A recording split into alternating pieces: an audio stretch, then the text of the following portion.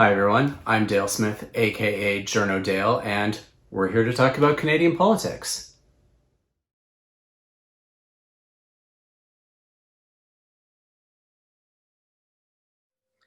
All right, and I am here this week with Professor Andrew Leach from the University of Alberta, and I figured we would chat about the big Earth Day summit this week. Canada announced some new targets, America announced some new targets, and everyone says, why don't we adopt America's targets? Andrew Leach has some things to say about that, so Andrew, why don't you tell us why? Sure. Thanks for doing this. I think that the point I made, I wrote a CBC piece this week, and the point there was we've made this mistake over and over, where we say we start with we need to have our policies aligned with our largest trading partner, with the U.S. And so we don't want to have our businesses facing more stringent policies than similar businesses on the other side of the border. And then we get caught up in international meetings and target bingo, and we decide, well, hey, if the US is doing 30% below 2005 levels by 2030, that must be the right number for us as well. And we kind of pat ourselves in the back and say, yay, we've matched the US. And then we come home from those meetings and say, ooh, it turns out that for us to meet those targets, we actually need to put ourselves way out of step on policy.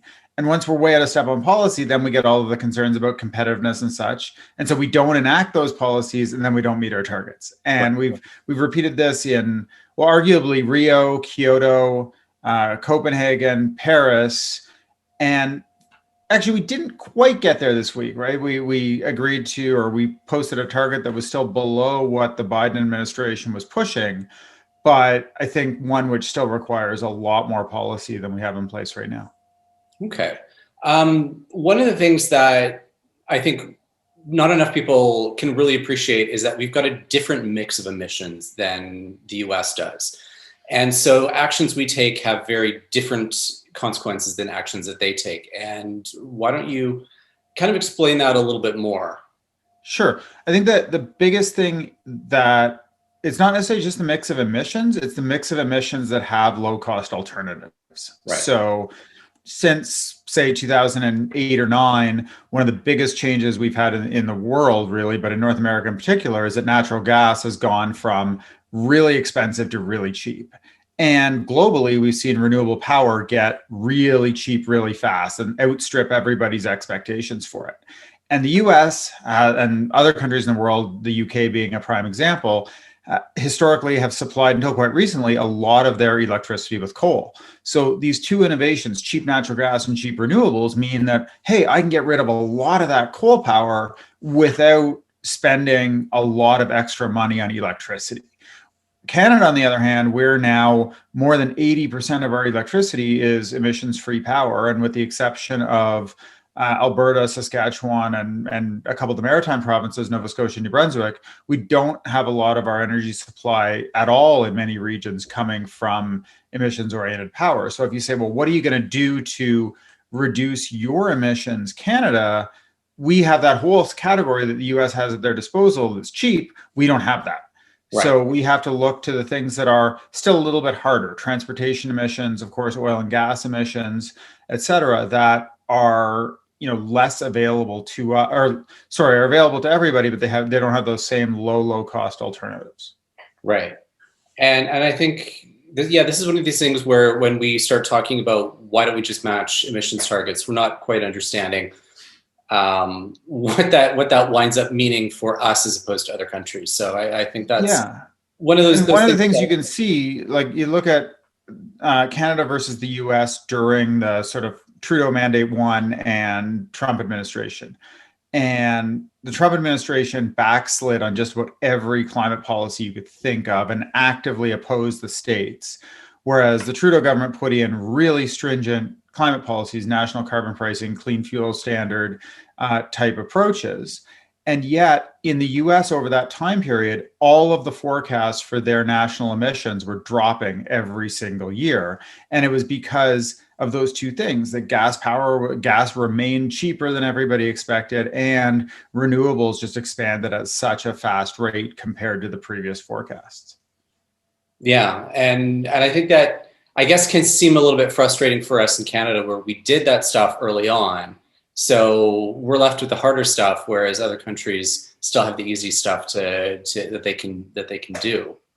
Yeah, and that's I think where we've been caught often, whether it was the initial discussions around Kyoto, where we had the Russian and former European countries where they were able to commit to really stringent targets because they had a few post-communist republics they could average into their emissions inventory, or the UK, which was generating, I don't know, 70 or 80% of its power from coal quite recently, they can say, well, hey, look, we can do these massive reductions relative to 1990 levels. And Canada, and people look at Canada and say, well, why can't you do that? And to me, it's always this very strange reaction of, well, partly, because we didn't expand the oil sands until later and we stopped burning coal much earlier. Yeah. So I guess one of the big things is oil sands is going to be our really big challenge for Canada. And I have to wonder what some of the possibilities are around that. I mean, it's not, these are projects that you can't really just shutter overnight. So what does that kind of look like in terms of trying to bring those emissions down? Is there, I think the inventories you keep posting kind of show that those are some of our largest emitters. Yeah, certainly the oil sands sector is one of our large, and oil and gas and transportation are our two big ones. But the oil sands sector is both large and fast growing over the last couple of decades, which is what draws all the heat and light to it.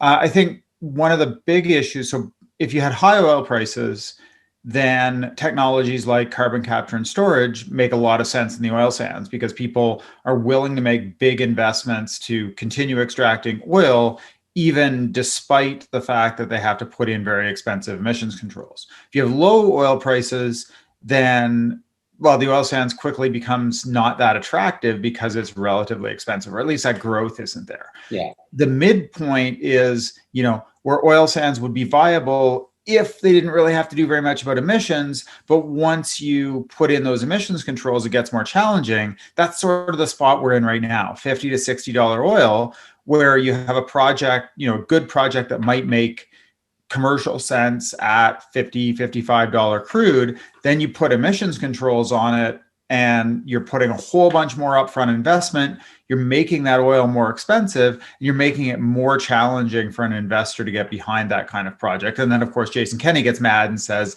this is all because of the carbon policies that we're not seeing new oil sands development. It's not solely that reason, but we are in that area of prices where things like pipelines and carbon controls do make a difference because they're right on the margin. Right.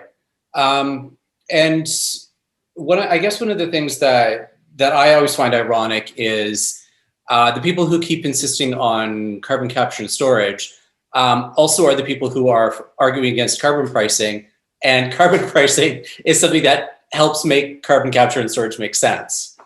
It is. I mean, I think what in the best of worlds for the advocates for it, right? They'd want to say we can do carbon capture and storage, and we want someone else to pay for it, right? And because the overlap in that Venn diagram is people who would like to produce oil but don't want it to be more expensive to produce oil, and I think that's fair, right? Even though, but what's really changed, if you go back to, I worked on Premier Stelmach's Carbon Capture and Storage Development Council, did a little bit of economic analysis work for them in like 08, 09, and I guess 08.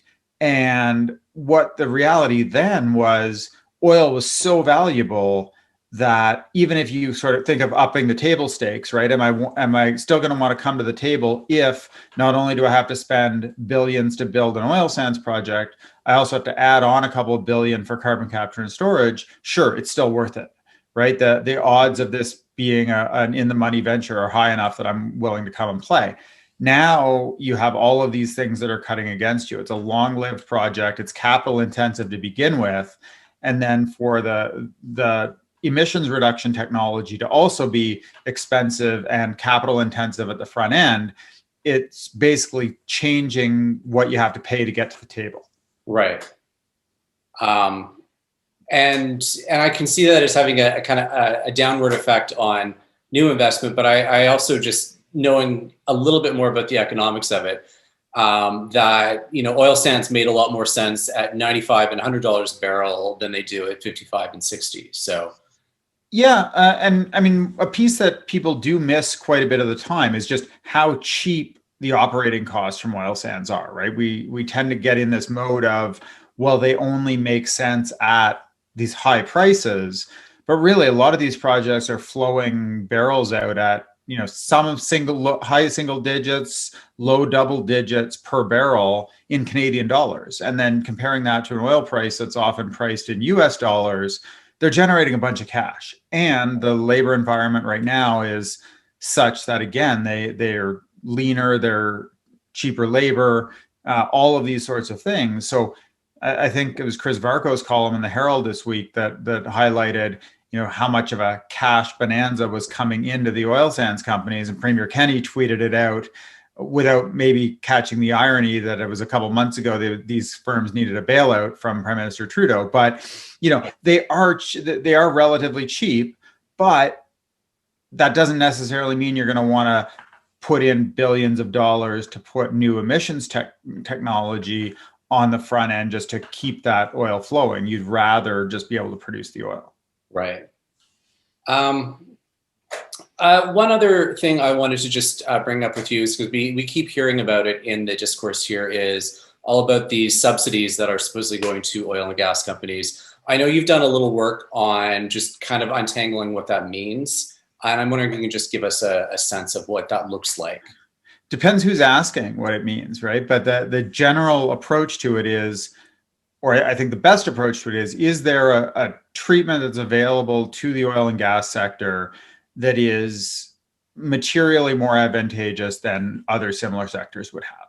So it's not just, I have a capital cost allowance treatment for oil and gas that looks exactly like the one for renewables, but we say, well, this one is specific to oil and gas, so it must be a huge subsidy to them. It's, trying to draw that line is pretty hard.